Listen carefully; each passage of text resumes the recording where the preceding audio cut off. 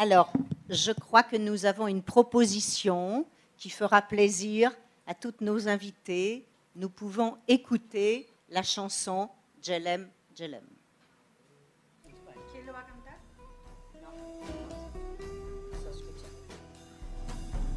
Jelem jelem, lungo nedromenca,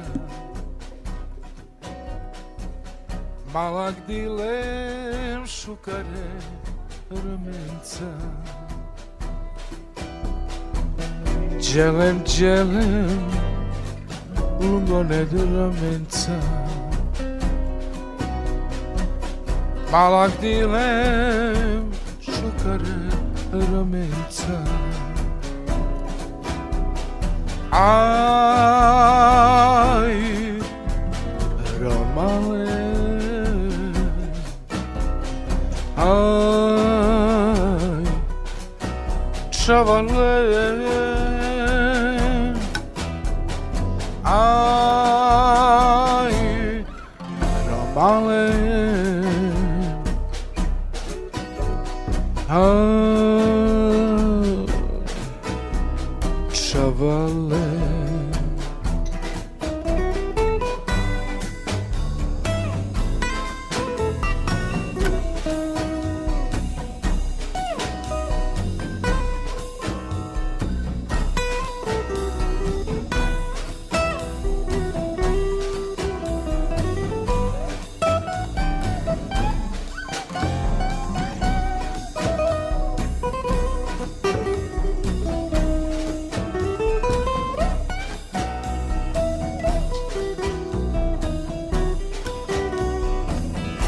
Alla voli la che kalejaka Kaj sigudle sarduj kaledraka Alla voli la che kalejaka Kaj sigudle sarduj kaledraka Ay, Ramale, ay, Chavale, ay, Ramale, ay, Chavale.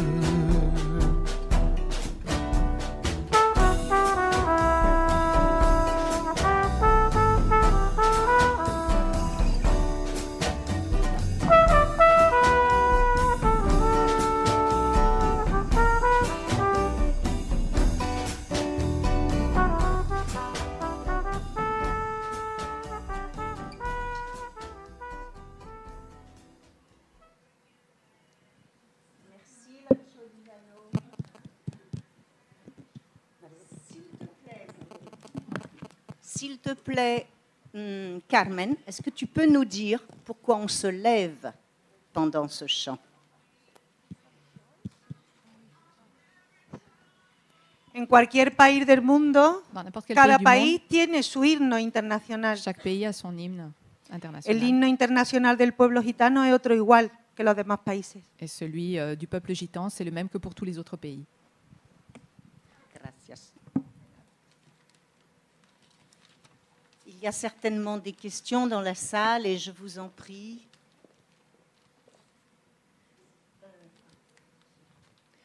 Je voudrais m'adresser à Nora.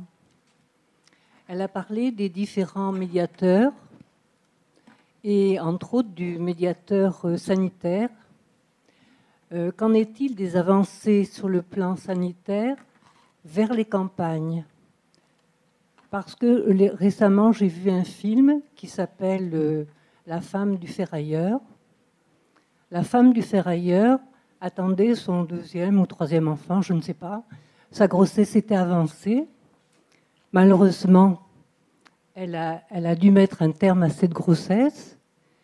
Elle s'est présentée plusieurs fois avec son mari à l'hôpital et plusieurs fois, elle a été refoulée parce qu'elle n'avait pas, elle et son mari, l'argent suffisant pour l'intervention. Ce n'est qu'avec le recours du dossier médical d'une parente qu'elle a pu se faire avorter et être sauvée. Qu'en est-il donc vers les campagnes du rôle et des avancées du médiateur sanitaire?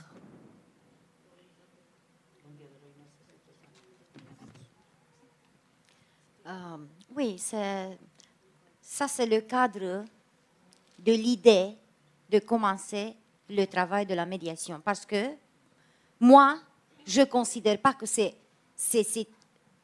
dans une situation normale, dans une société normale qui se base sur la citoyenneté, sur les droits, sur le respect pour les minorités, pour la culture d'autres. Nous n'avons pas besoin de médiateurs. Mais malheureusement, la société et le système a besoin d'être réglé par quelqu'un qui peut faire le travail, qui peut faire le transfert intermédiaire entre les demandes, entre les demandes spéciales ou je ne sais pas, que la communauté dans un moment a.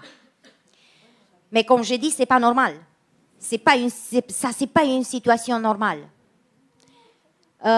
C'est vrai que, et j'ai observé ça, j'ai vu ça dans la plupart des pays où j'étais, où j'ai visité, où j'ai entendu sur le sujet, que les communautés roms sont dans une situation de réjection.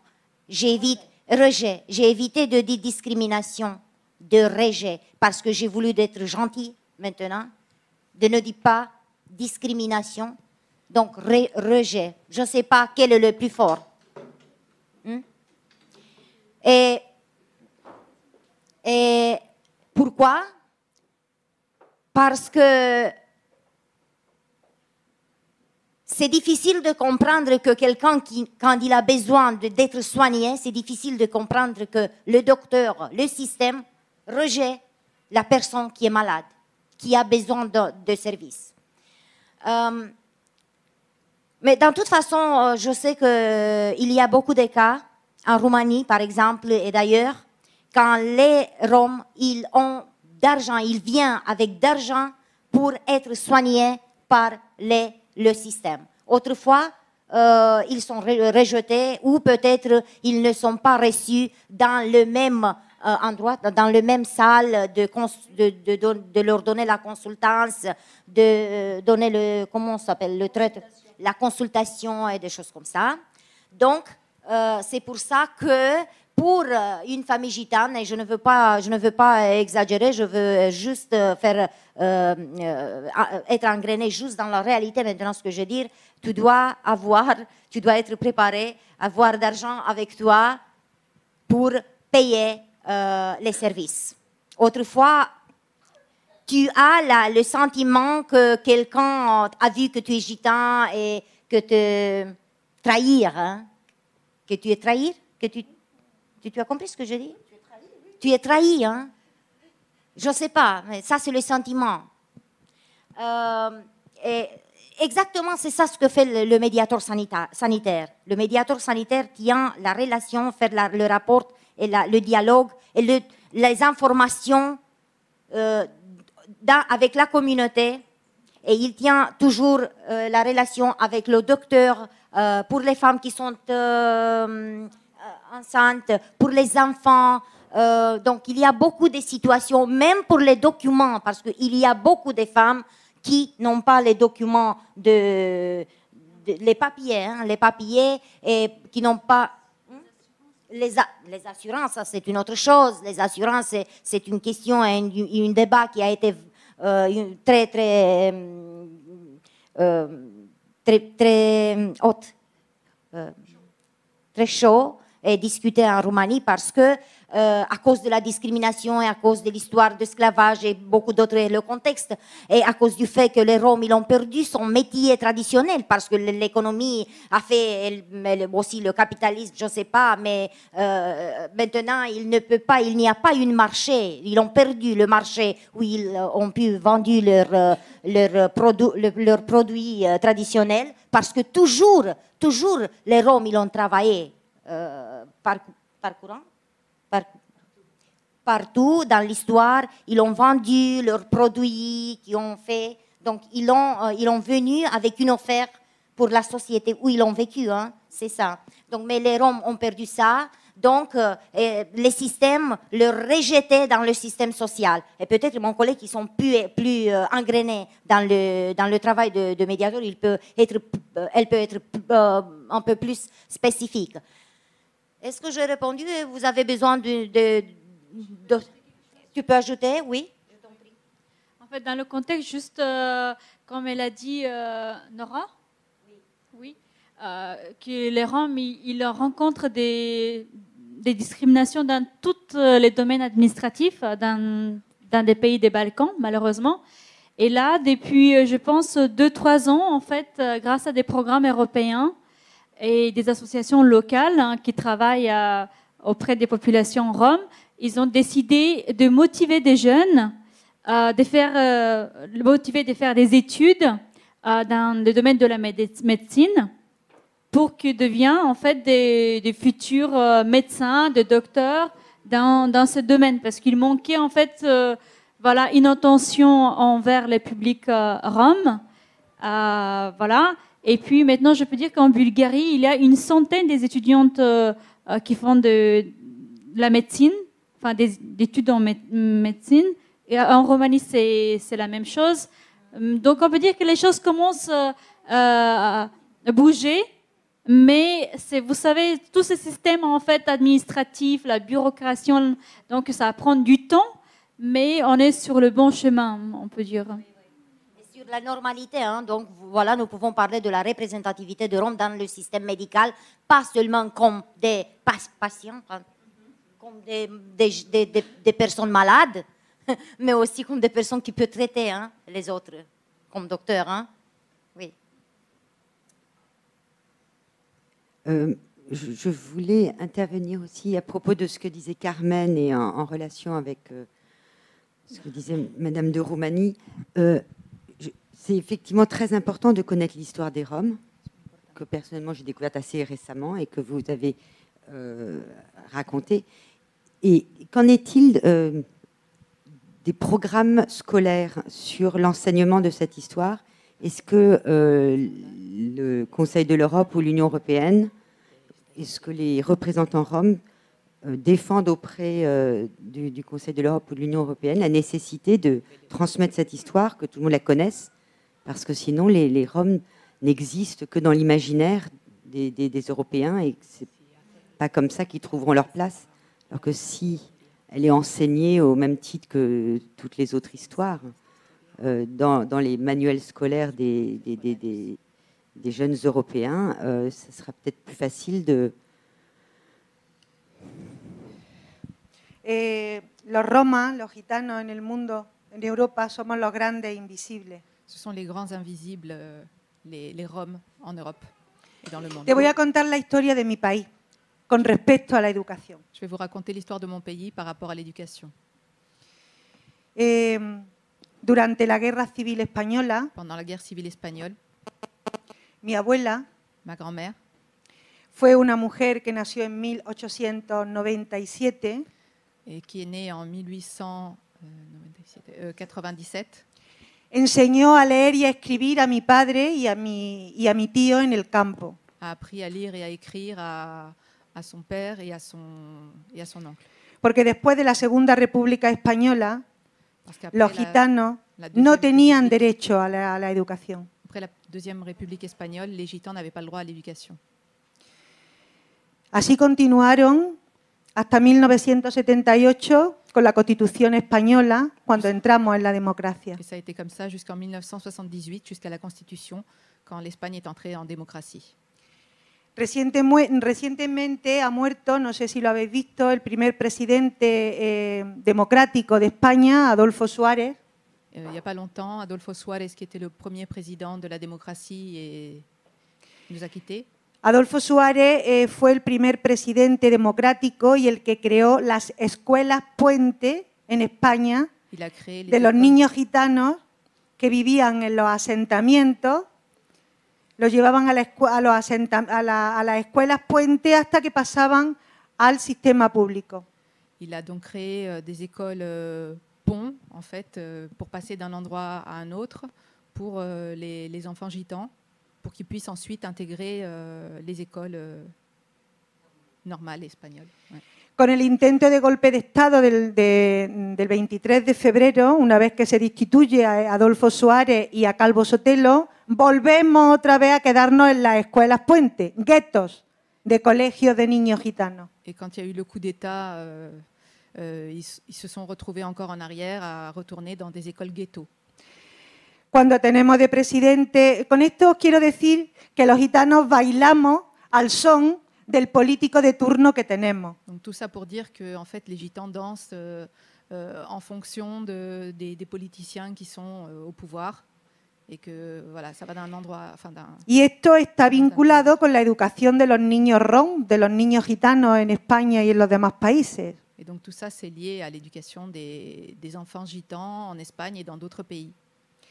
Con el gobierno socialista de Felipe González Avec le gouvernement socialiste de Felipe González, tenemos un subidón enorme porque el gobierno español pone encima de la mesa políticas de educación, de inclusión de los niños rom en España. ça s'est beaucoup amélioré parce qu'ils ont mis en place donc un système d'inclusion des enfants gitans en Espagne. Se acaban las escuelas puente, Les écoles transition s'arrêtent porque al fin y al cabo eran guetos de niños gitanos, puisque en fin de compte, c'était vraiment des écoles ghetto.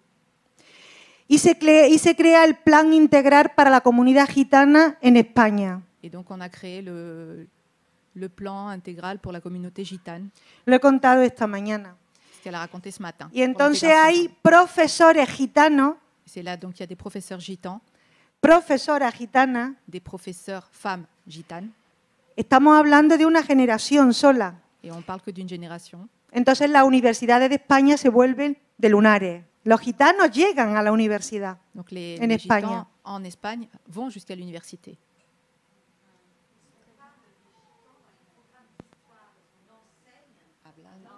Hablan en los manuales escolares de la historia de los gitanos en España.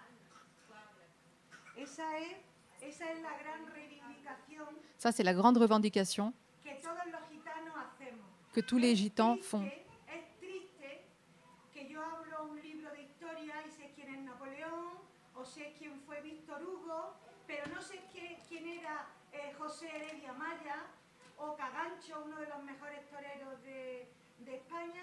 Los personajes gitanos del siglo XX, porque la época medieval está aún por descubrir. ¿Quién somos los gitanos? Porque todavía no se sabe. Donc, en effet, là, c'est bien triste de voir que quand on ouvre un manuel scolaire, on apprend qui est Napoléon, mais jamais qui sont les grands gitans du XXe siècle. Pero a todos los gitanos nos duele la boca de decir que estén metidos en los libros de texto la cultura gitana. Et on aimerait vraiment que ça apparaisse dans les livres, la culture gitane. Pero son sordos Mais ils sont un peu sourds y siervos. et aveugles. Peut-être Olga pourrait nous dire à ce propos quelle est la situation d'abord, la première question tout à l'heure, la santé des femmes aujourd'hui au Portugal. Em Portugal. E depois, talvez o contrário. Em Portugal não é muito diferente dos outros países, mas Portugal é um país muito mais pequeno. É um país pequenino, quase onde todos nos conhecemos. E a maioria da comunidade cigana sedentária já tem o acesso aos serviços de saúde garantidos. Sim, sim.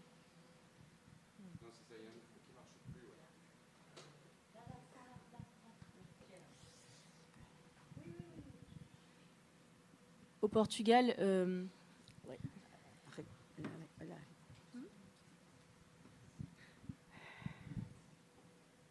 Vai água. Toma. Todo el mundo sabe quién es Camarón. Camarón, todo el mundo. donc au Portugal, par rapport à la question de la santé, c'est un pays beaucoup plus petit que la Roumanie. Et donc, les gens se connaissent plus facilement et l'accès à la santé est relativement bon. E as mulheres mais jovens ciganas já têm outra forma de olhar a saúde, principalmente a saúde contraceptiva, após a gravidez, no estado, portanto, de necessidade, quando estão grávidas, e já recorrem muito mais aos serviços de saúde, porque têm mais informação e também porque há mais aceitação. Et donc, les femmes, principalement, ont beaucoup plus conscience des possibilités pour avoir accès au système de santé, et elles le font beaucoup plus. Donc, pour tout ce qui est de la contraception, pendant et après la grossesse, et il y a beaucoup plus d'informations et d'accès. Donc. Porque no meu tempo, quando eu era jovem, não havia esse acesso. Esse acesso não existia. Nós só sabíamos que estávamos grávidas porque sentíamos no corpo, fisicamente, e só conhecíamos, portanto, os nossos filhos quando eles nasciam. Não sabíamos se havia algum problema durante a gravidez, após, antes, portanto, isso não se sabia nada. Só agora que as novas jovens é que isso está mais aberto.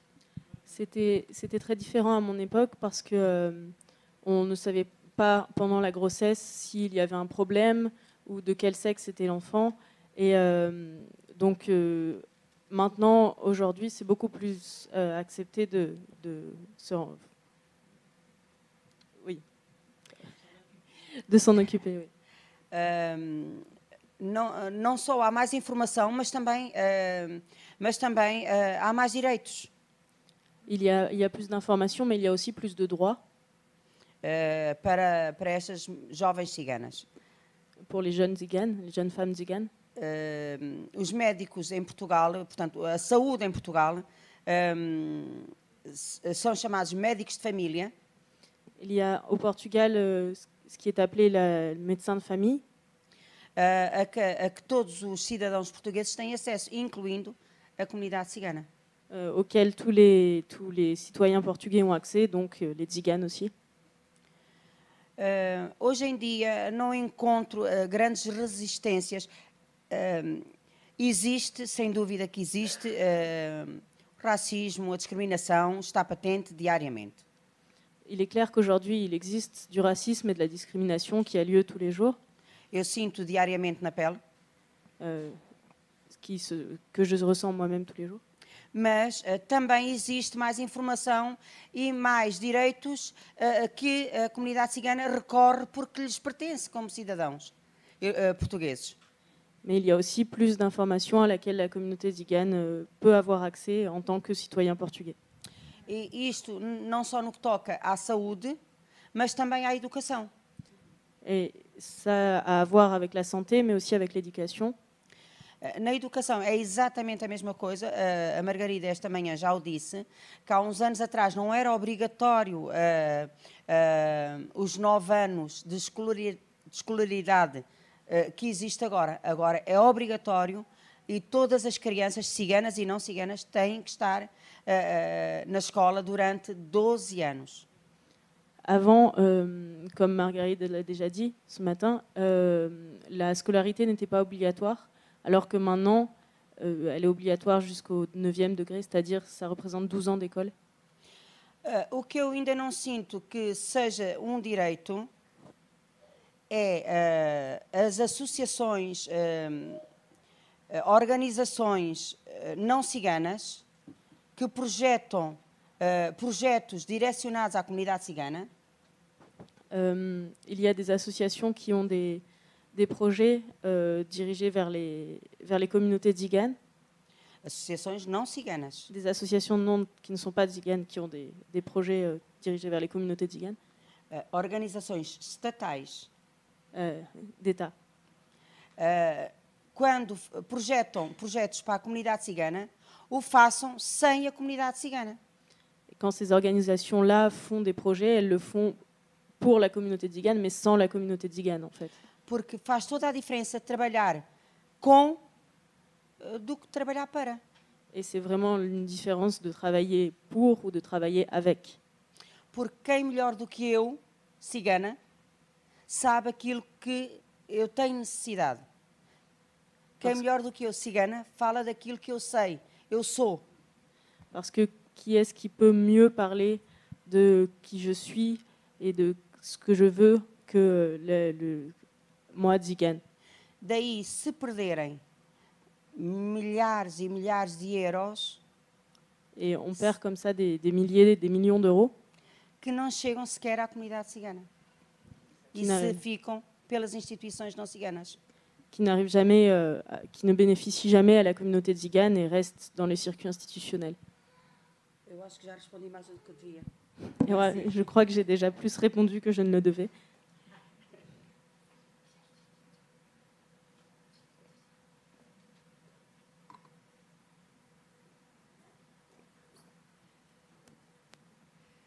Pour revenir à un autre sujet, mais vraiment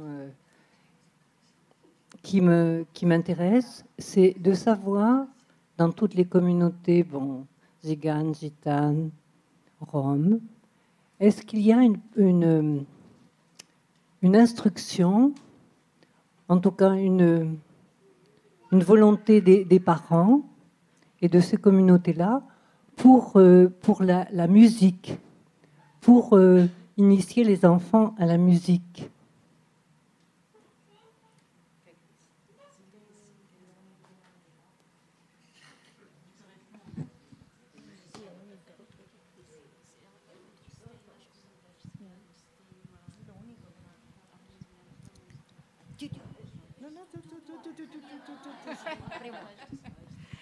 Es una de las pocas cosas que la sociedad mayoritaria nos ha dejado, la música. C'est une des rares choses qu'ils nous ont laissé, la musique. Es lo único que podemos hacer sin que nos metan presos en las cárceles. C'est la seule chose qu'on peut faire sans devoir aller à la prison.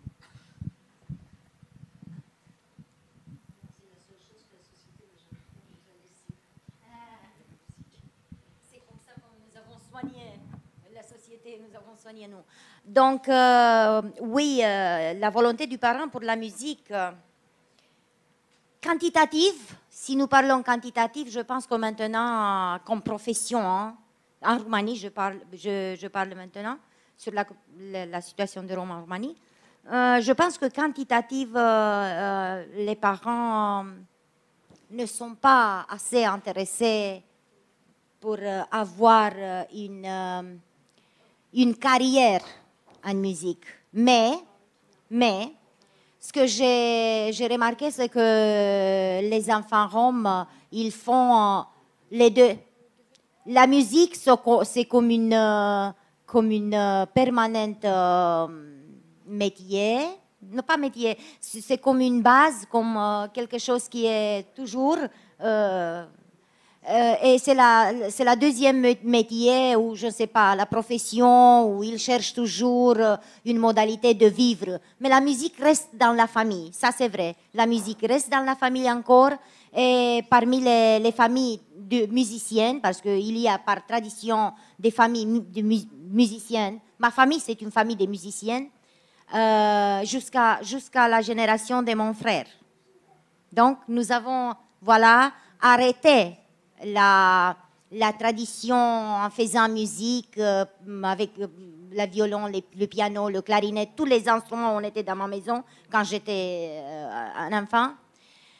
Mais maintenant, donc, notre enfant ne chante pas, ne fait pas la musique comme une profession dans la société publique.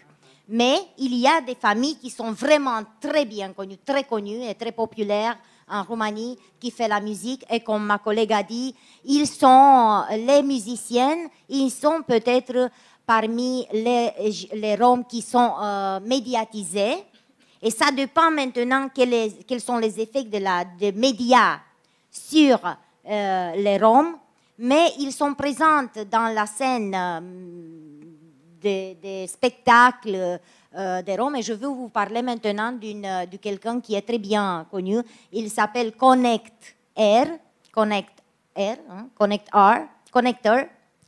Et le mec, il chante. Il a une maison de production. Il chante une musique moderne. Et il a eu des conflits avec ses collègues dans la même branche de musiciennes, avec les collègues âgés. Et ils ont dit, il est gitan, il ne dit pas qu'il est gitan, il joue comme quelqu'un qui est exotique, mais il ne dit pas qu'il est gitan. C'est vrai que le gitan, le connecteur, il a gagné un support populaire vraiment incroyable dans très courte période, parce qu'il a été bon. C'est pour ça que les gens, les femmes, les filles, ils ont tombé en amour avec Connector en Roumanie. Et donc, après quelques années de parcours de musique, il a été proposé pour un prix, pour un grand prix parmi les musiciens en Roumanie. Et donc, il est venu parce qu'il a été nominalisé pour le prix. Donc, il est venu devant le public comme ça. Il est bien, hein? Donc, comme ça. La modérateur a dit, voilà, nous avons maintenant Connector. Et nous sommes, le prix c'est pour lui. Donc il est venu comme ça, il a dit merci beaucoup pour le prix que vous avez donné, je suis ému, je suis touché. Et il est venu préparer avec un t-shirt. Hein? Donc il a ouvert sa veste et ici a été écrit je suis gitane. Donc tout le public a resté comme ça. Mais tous les gens peut-être ils l'ont connu. Mais à cause du conflit qu'il a eu avec son collègue, il a décidé, je dois faire ça public dans le moment quand la société roumaine a fait la reconnaissance, me reconnaître comme musicien. Il n'a pas eu besoin d'être reconnu par la diplôme, parce que, de toute façon, les spectacles et tous les autres, la présence de Connector dans la vie de spectacle a été vraiment très, très, très fort. Donc, c'est ça, Connector, hein, le musicien rom. Et qu'est-ce qu'on peut dire de flamenco, hein? Moi, je pense que, en fait, j'ai un point un peu différent, point de vue par rapport à la musique, par rapport à votre question.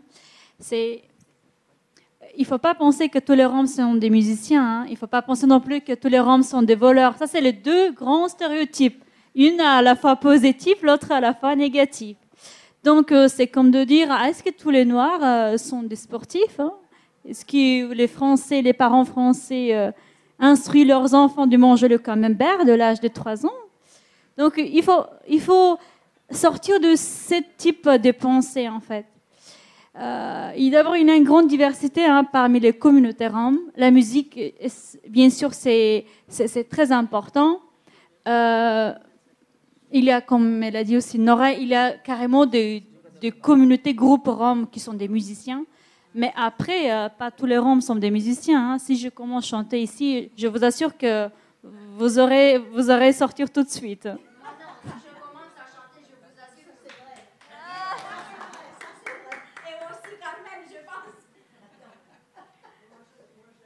Em Portugal não há grandes artistas, há muita gente a cantar muito bem, mas não são profissionais.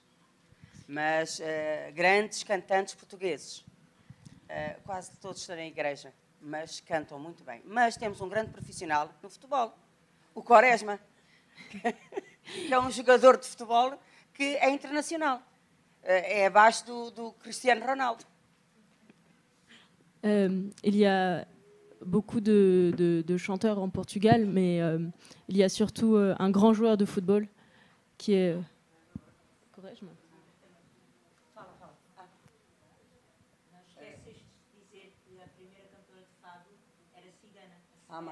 Ah, era...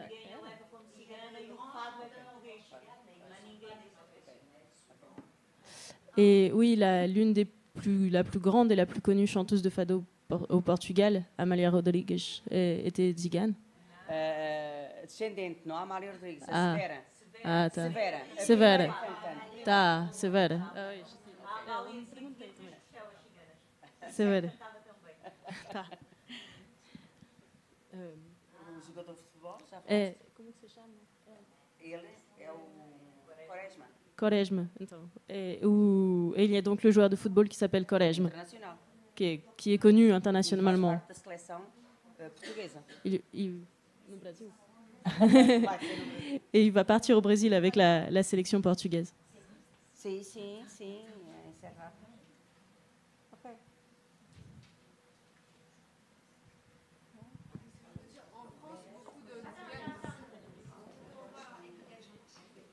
En France, beaucoup de tziganes se sont convertis au courant évangélique et je voulais savoir ce qu'il en était dans vos pays, en fait. Ah, c'était ce matin, mais je n'étais pas là.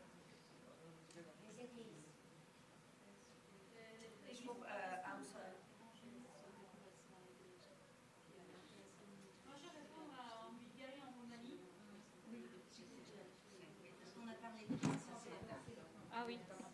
Ah d'accord. Ils me disent, les femmes qui ce matin elles ont évoqué le sujet. En fait, pendant le régime communiste, dans les pays de bloc soviétique, la religion était interdite. En fait, toutes les religions elles étaient interdites. Donc la Roumanie, la Bulgarie en particulier, ce sont des pays davantage chrétiens orthodoxes. Et les Roms ont davantage, ils adoptent la religion du pays.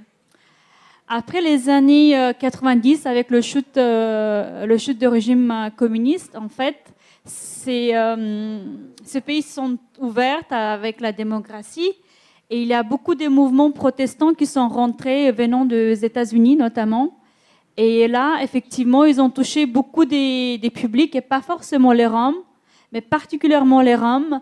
D'abord, puisque les Roms étaient rejetés par la société, discriminés. Et là, quand il venait des personnes qui s'intéressaient à eux, leurs problèmes, leurs problématiques, ils étaient beaucoup touchés, puisque à la fois, ce mouvement protestant, à la base évangéliste, beaucoup, pentecôtiste, comme on dit, ils ne venaient pas simplement pour évangéliser les populations locales, mais aussi avec des aides humanitaires.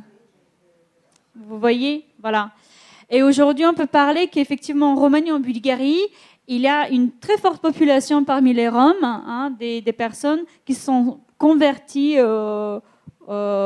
soit évangélisme, mais soit il y a des mouvements comme adventistes, baptistes.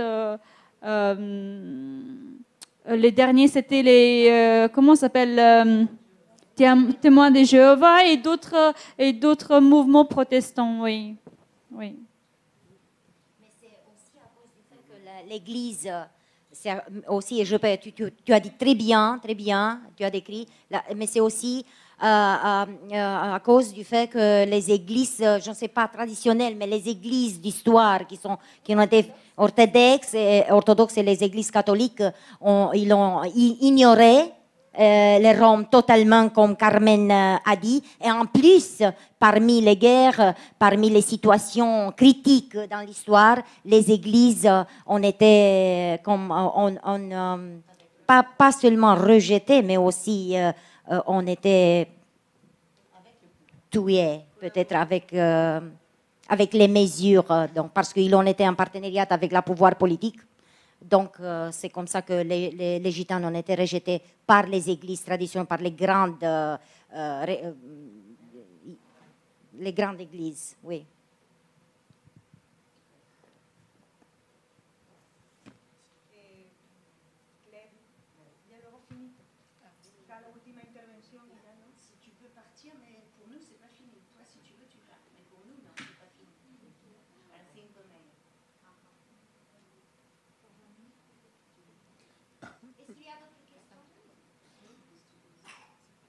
Oui, ouais. Je me demandais, j'ai beaucoup entendu en fait le mot égalité, et en même temps j'ai entendu hymne, j'ai entendu drapeau, j'ai entendu langue. Donc je pose simplement la question de est-ce que la démarche politique est une démarche de revendication d'égalité dans la société hégémonique, ou est-ce qu'il y a aussi des démarches de revendication d'autonomie, d'indépendance, enfin, comment cette chose-là se gère? Et Carmen parlait de patrie. Donc, est-ce qu'on n'est que dans une dimension socio-culturelle, ou est-ce qu'il y a aussi une dimension... Bon, voilà. Et consécutivement, j'ai cru comprendre dans les exemples que vous donniez que le Portugal était peut-être le plus avancé dans la question de l'inclusion, de l'assimilation ou l'intégration, je ne sais pas quel terme il faut employer, en tout cas de la reconnaissance égalitaire des Gitans. Mais est-ce qu'en période de crise, comme ce que vit actuellement le Portugal, cette évolution positive, il y a un retour en arrière, et donc du coup, à nouveau, est-ce que peut se reposer la question, est-ce qu'il y a une démarche politique de recherche d'égalité, ou est-ce qu'il y a une démarche politique à un moment qui peut être une revendication d'autonomie, de fédéralisme, ou je ne sais pas quoi, enfin.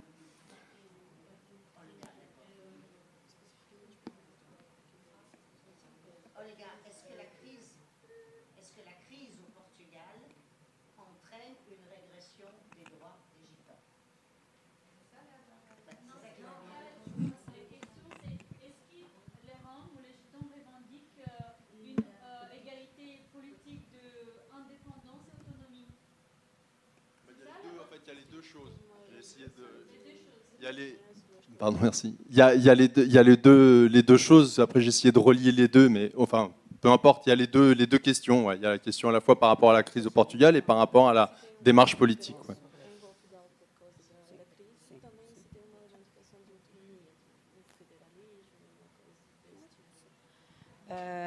Como todos os cidadãos portugueses, claro que nós também, ao empobrecer com a crise, sans doute qu'il y a une régression. Il est clair qu'il y a une régression parce que comme tous les citoyens portugais, les Tziganes aussi deviennent plus pauvres à cause de la crise. Mas também vou só aqui terminar com até uma frase que eu escrevi neste livro de Tomar a Palavra. Je vais juste terminer en citant une phrase que j'ai écrite dans ce livre qui s'appelle Tomar a Palavra. Prendre la parole. Que diz assim: há excesso de igualdade. Il y a un excès d'égalité. Y a-t-il un excès d'égalité? Desigualdades também. D'inégalité aussi. Qual será a verdade? Quelle sera la vérité? À verdade perguntei. J'ai demandé à la vérité. Agora também tenho aqui outra frase que é minha, que diz. Une autre phrase que j'ai écrite qui dit: as mudanças de mentalidades, les changements de mentalité, constroem-se, se construisent, com a participação de todos, avec la participation de tous, que nelas acreditam, qui croient en elles.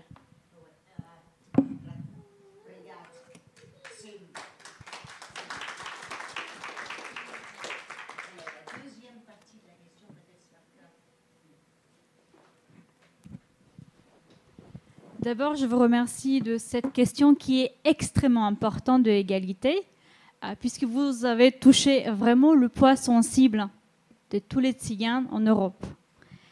Puisqu'en fait, ce n'est pas une question qu'on veut de liberté, on est libre, tous, on est des citoyens des différents pays. C'est pour ça c'est pas la peine qu'on revendique une indépendance ou une autonomie, ça n'a rien à voir. Moi, je suis rome et je suis 100% aussi bulgare, comme je suis 100% femme.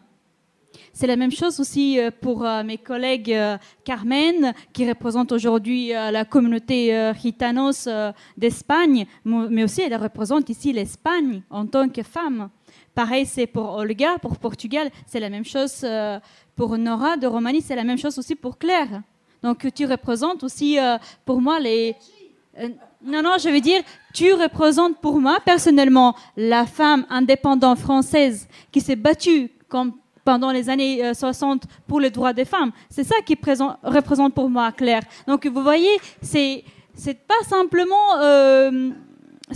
l'identité est très complexe, hein, comme vous voyez.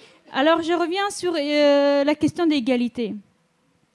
Aujourd'hui, ce que j'observe, surtout dans la société française, mais dans toute l'Europe, qu'aujourd'hui, on est prête de se battre pour les droits de l'homme, on est prête d'aller de l'autre bout du monde pour apporter des aides humanitaires, etc. Mais malheureusement, l'être humain, il n'est pas prêt de partager l'égalité avec l'autre. Qu'est-ce que je veux dire par égalité? Égalité, avoir la même éducation, avoir accès aux mêmes droits communs, avoir égalité aux mêmes conditions de vie. Vous voyez? Donc on est prête, même quand on voit en sortant la femme qui va faire la mendicité, bien sûr on va donner quelques sous parce que ça va nous faire du bien, pour dire voilà, on aide, on participe dans la solidarité de la vie. Mais est-ce qu'on est prête? C'est ça en fait les questions d'égalité. Et c'est ça, il faut qu'on change en fait. Et là, le but, c'est que nous souhaitons, en tant que femmes, mais aussi en tant que Roms, aussi en tant que des citoyens des différents pays, d'être tout simplement traités comme, également sur un pied d'égalité avec tous d'autres citoyens. Soit en Roumanie, soit en Europe, soit en France. C'est juste ça. C'est-à-dire, le droit commun doit être égal et le même pour tous. C'est juste ça qu'on veut. On ne veut pas ni des aides, on ne veut pas ni d'être traité différemment, juste qu'on soit citoyen avec le grand C, européen, roumain, bulgare, espagnol, portugais. C'est juste ça, en fait. Mais malheureusement, on est encore un peu loin de ça.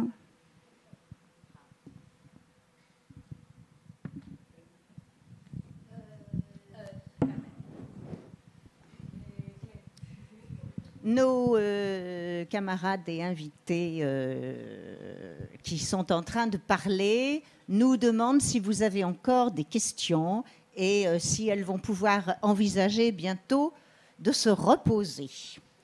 Donc, si vous pouviez réfléchir à vos questions avant que nous puissions lever la séance avec l'assentiment de tout le monde.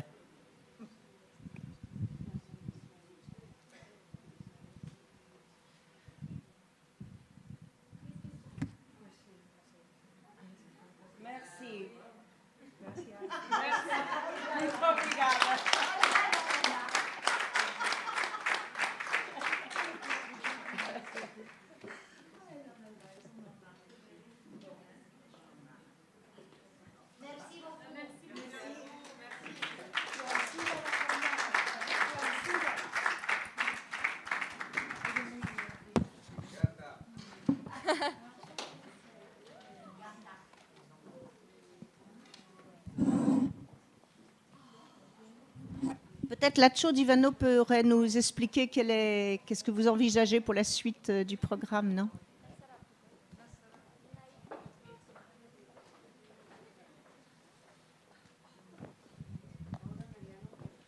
Merci Claire, merci Carmen, merci Nora, merci Sarah, Margarita, Olga, Katia, que des A. Ce soir, on vous donne rendez-vous. Ce soir, on vous donne rendez-vous à la machine à coudre à 20h30 avec la culture française de Slavka. En fait, elle est tombée amoureuse de la culture française et la culture française est à la machine à coudre. C'est Gigi Sumnakai. Il n'est pas content. C'est Gigi Sumnakai donc, qui va mixer de la musique qu'il a trouvée dans les Balkans, en Roumanie, tout au long de ses voyages. Et demain, il y a encore un stage de langue romanie. Vous pouvez vous y convier. C'est pas trop tard. Et un stage de cuisine aussi, spécialité tzigane, avec un grand repas, suivi d'un grand repas à la DAP. C'est sur le quai de Rive-Neuve, au numéro 14. Lundi soir, on a rendez-vous avec les Lecturbulences, Jocelyne Monnier et les comédiennes des Lecturbulences, donc qui tous les ans nous font découvrir la littérature romanie, mais c'est très varié. Il y a des recettes de cuisine, des proverbes, des extraits de romans, des poèmes, voilà. c'est très, très, très intéressant. Et le 8 avril, donc c'est mardi, c'est la fameuse Journée internationale des Roms. C'est le 43e anniversaire. Et on vous donne rendez-vous en haut de la Canebière, à côté du kiosque à musique, avec 2 concerts de musique tzigane, un village associatif et des ateliers pour les enfants. Voilà, ce sera le dernier jour du Lattcho Divano. On est très contents de cette édition.